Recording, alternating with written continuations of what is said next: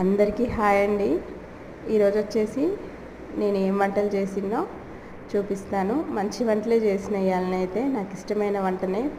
ముందైతే ఇప్పుడే రైస్ అయితే అయిందండి, వేడిగా ఉంది, అందుకనేసి క్లాత్తో తీస్తున్నా. అట్లనే కూర అయితే ఏం చేసిందో చూద్దాం. మంచి ఎండు చేపల కూర అనమాట ఇది. ఈ చేప అయితే ఎండు చేపల్లో ఈ చేప అయితే చాలా స్మూత్గా ఉంటుంది. పాలవెల్లి చేపనో ఏమో చెప్పారు, నాకు పేరు గుర్తుకొస్తలేదు. చూడండి పీస్ ఎలా ఉందో, చాలా స్మూత్గా ఉంటుంది. అలాగే పచ్చి చేపలాగా ఉంటుందండి, చాలా టేస్టీగా.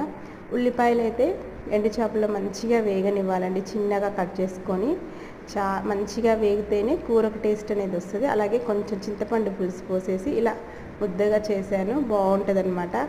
అట్లనే ఇంకా లాస్ట్లో వచ్చేసి అయితే మంచిగా రసం అనమాట. ఇంకా ఈరోజు వంటలు వచ్చేసి ఇవేనండి. ఎండు చేపల కర్రీ అయితే నాకైతే ఇష్టం అండి. మీకు ఎంతమందికి ఇష్టమో